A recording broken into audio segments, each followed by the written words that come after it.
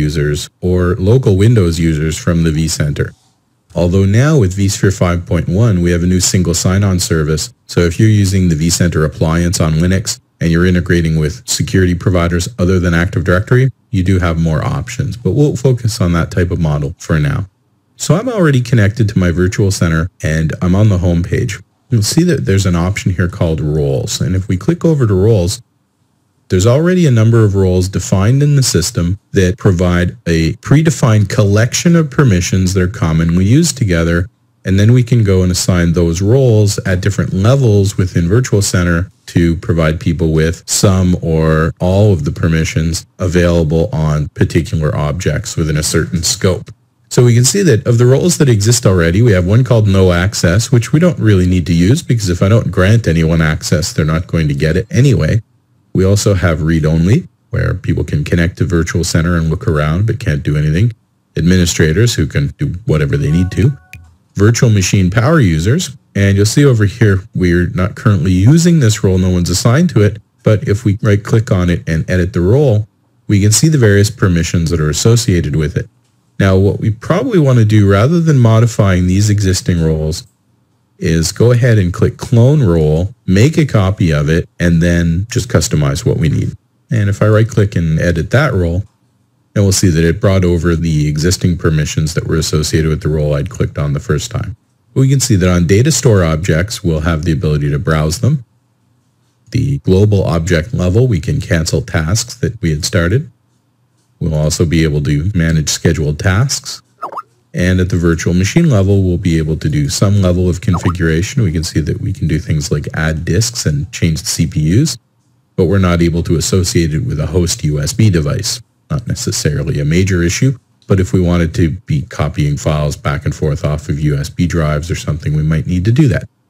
And whatever other permissions are available in that role, we can see that we can interact with that machine in various ways. We can use the console for it. We can access floppy and CD media. And we can power it off and power it on as necessary. We can't do certain things like set up fault tolerance and potentially other things, but we can customize these roles as we need to. And that's really what each one of these roles is just a collection of permissions associated with certain types of objects. So if I want to create an entire new role from scratch, that may be a little tricky because they're really going to need some level of permissions on some of these other objects. And you'll see if you take a look at the various roles that exist already, that some of the permissions they have are not necessarily obvious or intuitive. So I would definitely start with one of the roles that exists already and then just clone them and modify them as you need to. So if we've identified one of the roles that already exists as being appropriate to what we want to do, or we've created a new role, then what we're going to need to do is actually assign it. So as we can see, if I right-click onto one of these roles, let's take a look at my custom power user role and click Add. Well, it's giving us the option to add permissions to it, but that's really what we get if we right-click and we do Edit Role. Really just about the same dialogue, it's just that Add allows us to add new permissions. Edit Role shows us all the permissions that already exist on it. But this doesn't give me an option anywhere to actually assign this to users or to any objects. So let's go take a look at how we do that. So if I go back to the home page of vCenter and click over to hosts and clusters, we can see that I've got my root object for vCenter. I've got a data center object, 2 hosts and 2 resource pools, 1 on each host, and I've got some virtual machines. And if you take a look through all of these different objects, we can see that they have permission tabs. So if I go all the way to the root of vCenter and click on its permissions tab, we can see that the administrators or potentially a user has the administrator role. It has all the permissions on all the objects. And because we're now assigning that role to the group administrators, the local Windows group administrators, anyone who has local administrator permissions in Windows is going to have administrator permissions on everything managed by this vCenter. Now, it's quite interesting how this happens because if you go to one of the hosts, we'll see that we actually do have the ability to set up local users and groups on those hosts, at least when they're not managed by vCenter. And we can also set the authentication services and specify whether we wanted local authentication or set up Active Directory.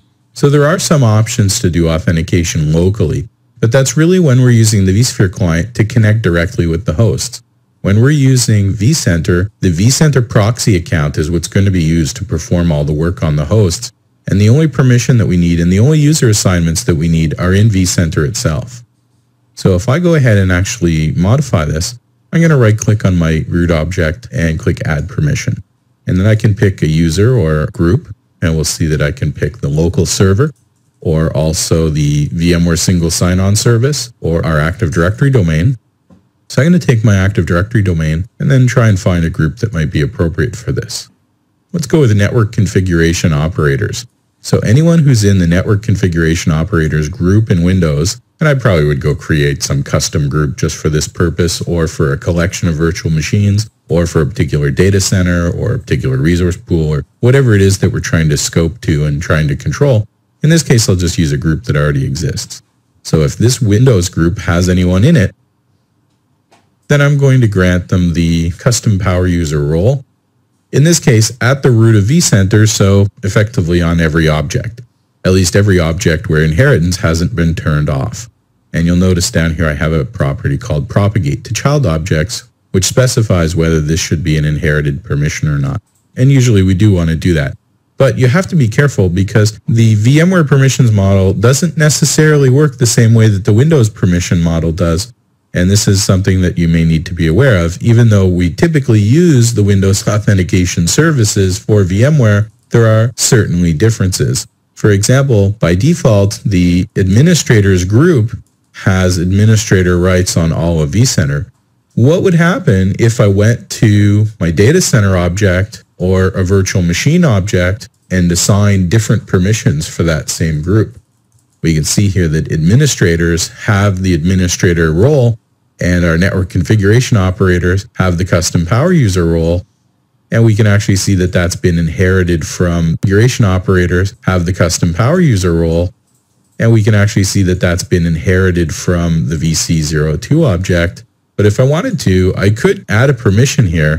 And if I was to do something like add administrators, or let's say administrator, who is one of those administrators already, and gave them the read-only permissions, I actually would cause myself problems. So you have to be careful. Locally defined permissions will override inherited permissions. Another area you want to be aware of, and another difference from how Windows manages its permissions, is that when a user in Windows is both a user and has permissions assigned directly to their identity, and is also a member of a group and have permissions that they get through their group membership or multiple group memberships, those Windows permissions will be cumulative. In VMware, that's going to be handled differently. If we have only group memberships, so groups have been assigned these various roles, and we have the users in the groups, then it is cumulative. And if the user is a member of one group that has read-only and a member of another group that has the ability to access the console of virtual machines and a member of another group that has the ability to manage data stores, they'll be able to do all of those things. However, if the user themselves has been directly assigned any permissions at a specific object level and is also a member of other groups, the group permissions will not apply, and only the most specific permissions, in this case the user permissions, will apply. So it's really a best practice to use groups either in Active Directory, which is definitely the way you should do it, and that's what Active Directory is for, or local groups on the vCenter server. And then if you're getting into more exotic security models, you can take a deeper look at the single sign-on service and other ways potentially of doing federated identity management with some of the other services and so on. Another thing to be aware of is that, again, we could go and start assigning permissions at each of the different levels, but it's going to be much harder to document and track those permissions. So if we start assigning permissions right at the individual virtual machine level, yes, we can do that, but it's going to become that much more difficult to remember what exactly is going to take effect at any given time. And we don't really have much in the way of reporting and troubleshooting tools the way Active Directory and even things like Explorer file browsers have now in Windows. We don't really have that inside vCenter. So it's going to be a good idea to try and keep our permissions model as simple as possible, but inheritance will only take us so far. So if we go to the root object and start assigning permissions, that's great. But we could also do that at other levels, such as the data center, or even just using folders or resource pools, or at the host level or the virtual machine levels directly. We shouldn't normally need to do that, but you have the ability to assign permissions directly where you need them. And if someone does need access to the console of one of the virtual machines, the one question I would ask is whether you really want to do that from VMware. If your local guest operating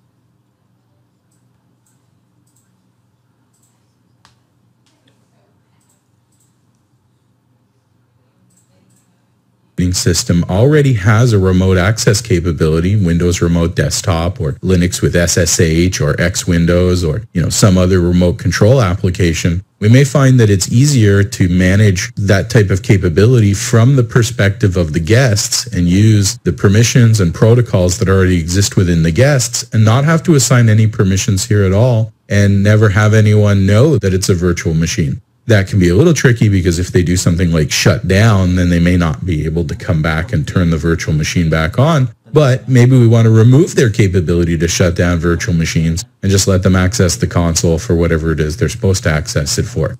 So we can definitely take advantage of the roles that are in vCenter, and then we really don't even need to worry about the local security of the hosts. So don't worry about managing Linux-based user accounts inside the hosts. That's what the vCenter proxy account is for. And whenever we set up vCenter to manage hosts, it's going to use root to install its own personal user account, its own personal services in order to make sure that that can happen. So we don't need to worry too much about security of the local hosts and maintaining passwords and single sign-on and anything like that.